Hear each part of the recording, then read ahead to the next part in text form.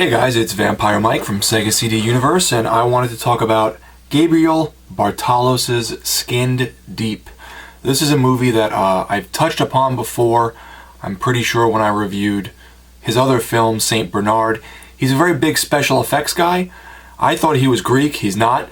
I forget what they said. Was he Hungarian? Or I forget what someone in the comment section said they knew him and that he wasn't Greek. The name Bartalos threw me off. So anyhow, that being said, he's a big special effects artist who did a lot of work for Frank Henenlotter, Brain Damage, Frankenhooker, and then he worked on Matthew Barney's Cremaster Cycle, and he's done Skin Deep is his own film, as well as St. Bernard, which I've reviewed already on this channel.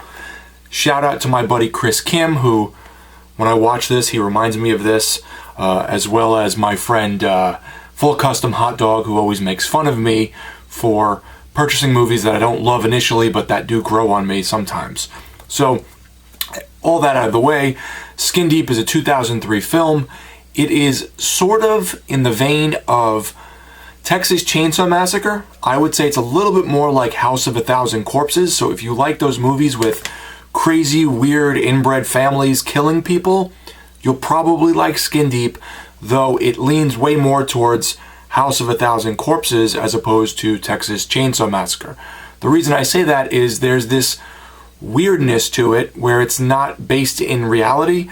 There's characters that have inhuman abilities, that are hooked up to machines, that are ripping open, and bugs and mutants and stuff are inside of. So there's a lot of weirdness that just doesn't make sense, that maybe has its own lore or its own world to it that you have to embrace throughout this film. The main point of the story is there's this family of husband and wife, son and daughter, on vacation. They're driving in the middle of nowhere. They get a flat tire. They think it's normal. Really, someone threw down spikes to pop their tire. You'll see sort of a hand or a person sort of dragging off these road spikes as the movie fades or pans to the next scene.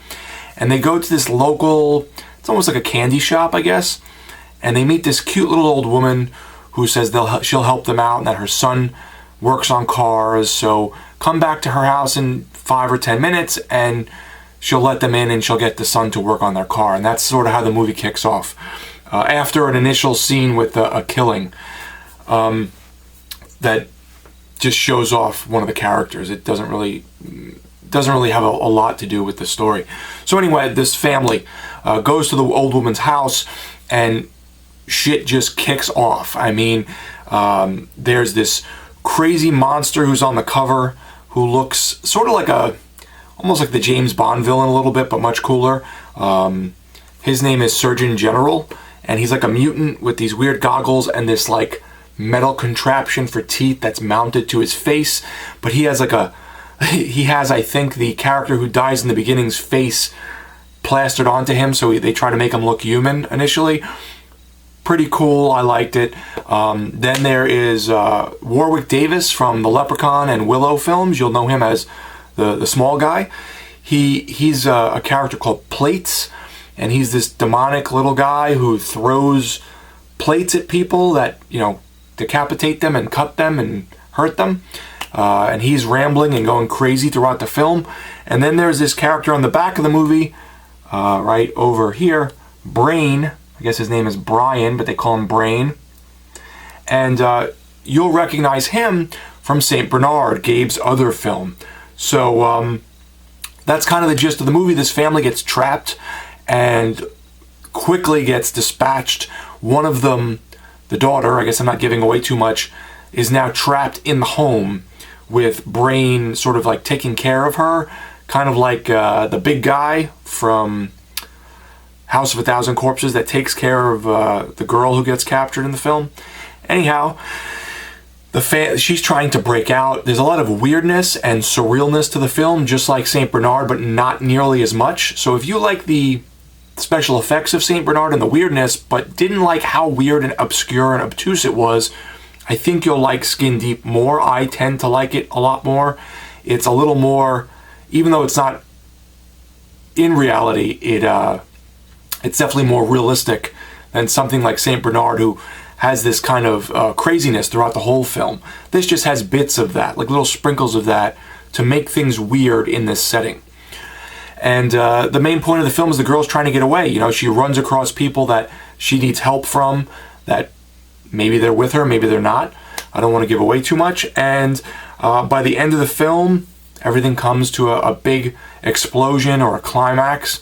And then she runs off and tries to get help, and the movie ends. I don't want to give away whether she does or not, but it's weird. So there's like characters that like chests burst open and mutants fly out. There's heads that explode with little things living inside. There's just lots of weird characters. All the actors are sort of strange looking or downtrodden, missing teeth, kind of odd folk. I'm trying to think of what else I wanted to mention about it. I think that's kind of the gist of it. It's a real fun film, and it's in 4:3, so it looks decent. It doesn't look great. This is put out by Severin, so they do a very good job, but I don't think it was filmed, you know, with some crazy over-the-top equipment perhaps, or maybe it's a low-budget film, but it's definitely a fun one, and Skin Deep really grew on me, as did St. Bernard, but I prefer, as I said, Skin Deep. This is scanned from the uncut negative into 2K, so it looks pretty good. Again, it's 4:3 with the black bars on the side, so it's not going to be full, you know, widescreen.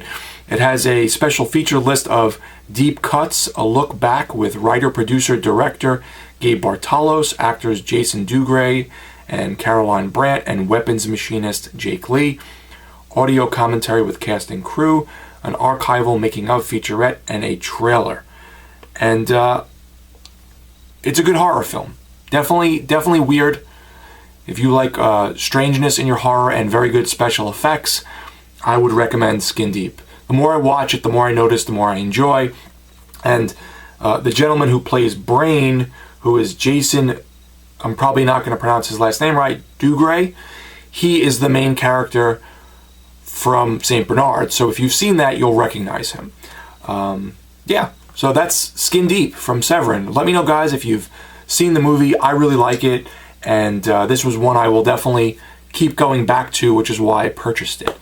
And let me know if you like the correlation between, you know, Texas Chainsaw. Maybe it reminds you more of House of a Thousand Corpses by Rob Zombie. It's Vampire Mike from Sega CD Universe. Be good.